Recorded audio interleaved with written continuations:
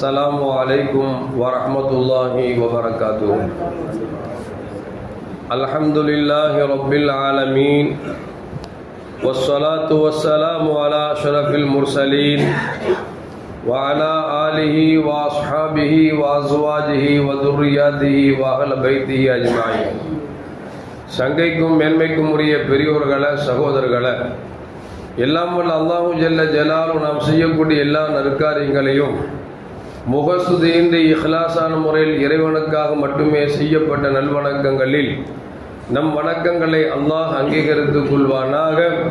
நாம் செய்யக்கூடிய வியாபாரங்களிலும் தொழில்துறைகளிலும் நஷ்டமில்லாத ஹலாலான முறையில் நிரம்ப லாபத்தை பெற்று அந்த லாபகரமான வாழ்க்கை கொண்டு தம் தேவைகளையும் தேவை உடையவர்களின் தேவைகளையும் நிறைவேற்றக்கூடிய நல்ல பொருளாதாரத்தையும் உள்ள விசாலத்தையும் அல்லாஹ் நம் அனைவர்களுக்கும் வழங்கி அருள்வானாக.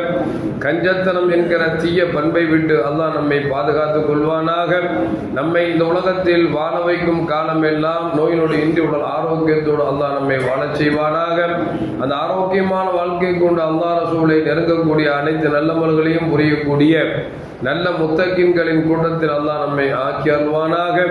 திடீர் மரணங்களை விட்டும் தீய மரணங்களை விட்டும் நம்மையும் நம் குடும்பத்தையும் நம் சமூகத்தையும் அல்லாஹ் முழுமையான முறையில் பாதுகாத்துக் கொள்வானாக.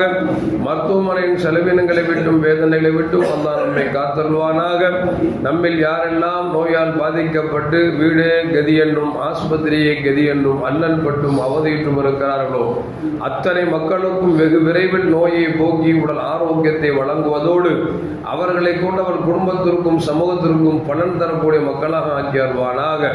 நாம் இந்த உலகத்தில் வாழ்ந்து மறைகிற நேரத்தில் லா இலாஹ இல்லல்லாஹ் முஹம்மது ரசூலுல்லாஹ் என்ற கலிமாவை மொழிந்து ஜன்னத்துல் ஃபிர்தௌஸை கண்ணால் கண்டு அகமகிழ்ந்து சிரித்த வண்ணமாக மரணிக்கக்கூடிய நல்வாக்கியம் பெற்ற மக்களில் அல்லாஹ் நம்மை ஆக்கி அருள்வானாக.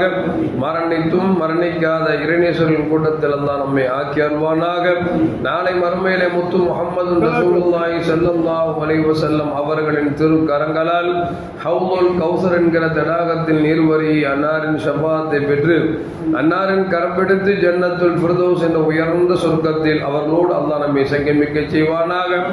எல்லாவற்றுக்கும் மேலாக இறை அன்பை பெற்று இறைவனை பார்த்து பரவசம் அடையக்கூடிய அவருடைய லிகாவையும் ரிதாவையும் பெற்ற மக்களில் அல்லாஹ் நம்மை ஆக்கிக் கொள்வானாக.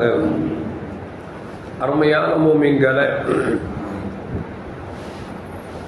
அடியார்கள் இறைவனுக்கு செய்ய வேண்டிய கடமை ஒன்று இருக்கிறது. கணவன் மனைவிக்கு செய்ய வேண்டிய கடமை என்று ஒன்று இருக்கிறது. மனைவி கணவனுக்கு செய்ய வேண்டிய கடமை ஒன்று இருக்கிறது. பெற்றோர்கள் பிள்ளைகளுக்கு செய்ய வேண்டிய கடமை இருக்கிறது. பிள்ளைகள் பெற்றோருக்கு செய்ய வேண்டிய கடமை இருக்கிறது. ஒரு மூமின் இன்னொரு மூமினுக்கு செய்ய வேண்டிய கடமை இருக்கிறது. இப்படி ஒவ்வொரு கடமைகளை மார்க்கம் நமக்கு தெளிவாக சொல்லி காட்டுகிறது. அந்தந்த கடமைகளை செய்வதால் தான் நாம் பரிபூர்ணமான மூமினாக முடியுமே தவிர யாரின் கடமைகளாவது நாம் குறை வைத்து விட்டோம் என்று சொன்னால் அந்த மனிதன் ஈமானில் பரிணாமத்தை பெற முடியாது என்பதைத்தான் மார்க்கம் தெளிவாக சொல்லி காட்டுகிறது. சையதுனா உமர் இப்னு கத்தாப் ரலியல்லாஹு காலத்தில் ஒரு பெண்மணி உமர் ரலியல்லாஹு தஆலா அவர்களை சந்திக்க வருகிறார். சந்திக்கவும் செய்தார். சந்தித்து சொன்னார், என் கணவர் பகலெல்லாம் நோன்பு வைக்கிறார், இரவெல்லாம் தொழுகிறார். அவரை பற்றி உங்களிடத்தில் முறையிடுவதற்கு எனக்கு கூச்சமாகவும் இருக்கிறது, வெட்கமாகவும் இருக்கிறது. காரணம், அவர் இறைவனை வணங்குகிறார் என்று முறையிட்ட பொழுது உமர் ரலியல்லாஹு கேட்டு சொன்னாங்க, நிஅம ஸௌஜ் வ ஸௌஜா, நல்ல மனைவிக்கு நல்ல கணவன் கிடைச்சிருக்கிறானே அப்படின்னு சொல்லி பாராட்டுறாங்க. திருப்பி அந்த பெண்மணி சொல்றாங்க, என் கணவர் பகலெல்லாம் நோன்பு வைக்கிறார், இரவெல்லாம் வணங்குகிறார் என்று மீண்டும் முறையிடுகிறார்கள். ரெண்டாவது சொல்றாங்க, அவரை பத்தி சொல்றதுக்கு எனக்கே வெக்கமா இருக்கு, கூச்சமா இருக்கு. ஏன்னா அவர் தொழுகிறாரு, நோன்பு வைக்கிறாருங்கும் போது இதை போய் குறையா சொல்ல முடியுமா அப்படின்னு திருப்பி அந்த பெண்மணி சொல்றாங்க. அப்போ சொல்றாங்க, நல்ல மனைவிக்கு நல்ல கணவன் கிடைச்சிருக்கிறான் அப்படின்னு சொல்லி உமர்தியெல்லாம் பாராட்டுறாங்க. மூன்றாவது பெண்மணி சொல்றாங்க, என் வீட்டுக்கார் பகலெல்லாம் நோன்பு வைக்கிறாருங்க, இரவெல்லாம் வணங்குறாரு, அவரை பத்தி குறை சொல்றதுக்கு எனக்கு கூச்சமா இருக்குன்னு சொல்லி மூன்றாவது தடவை அந்த அம்மா முறையிடுது.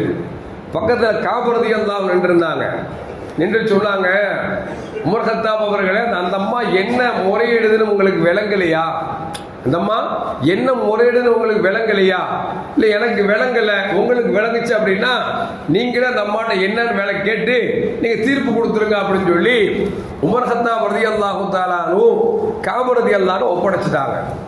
காப் ரலியல்லாஹு தஆலா அன்ஹு விசாரிச்சுட்டு உங்க வீட்டு கணவனை கூட்டுவாங்க அப்படின்னாங்க.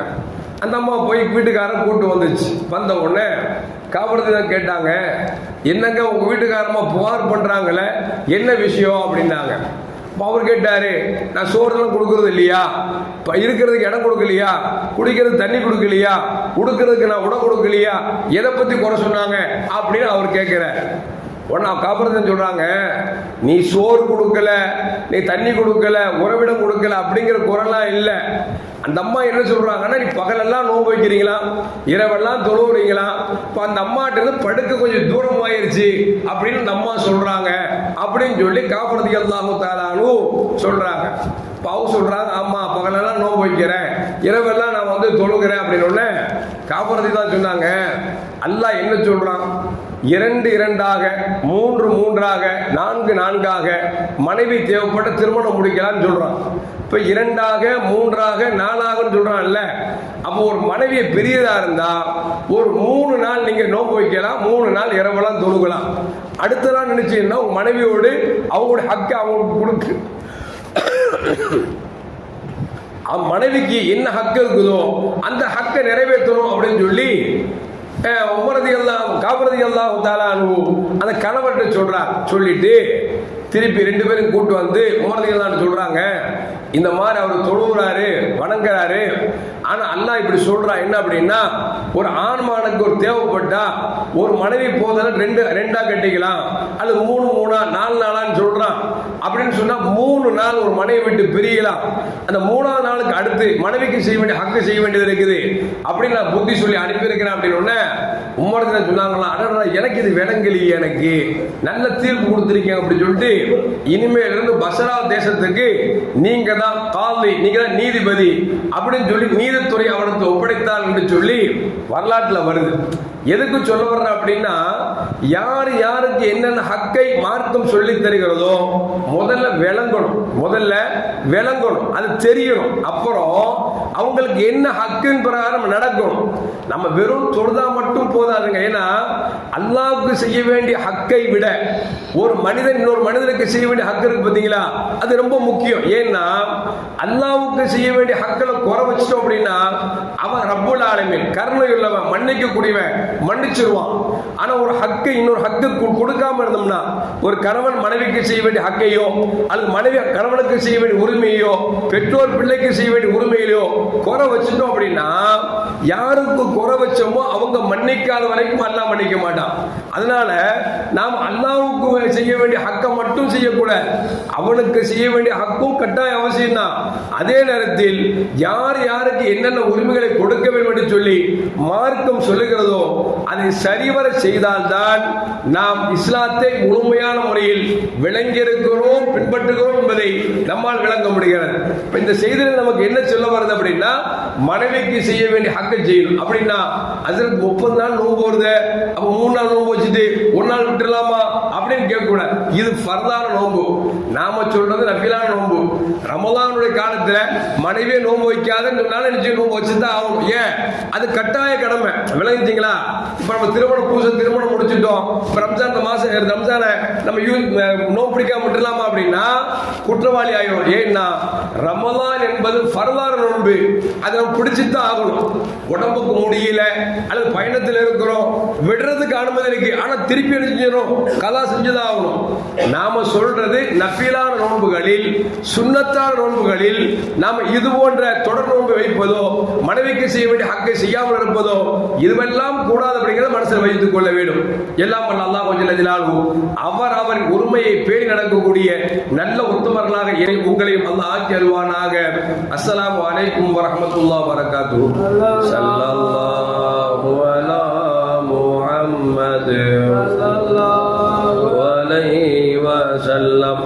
ஸல்லல்லாஹு அலா முஹம்மத் ஸல்லல்லாஹு அலைஹி صلى الله على محمد يا رب صل عليه وسلم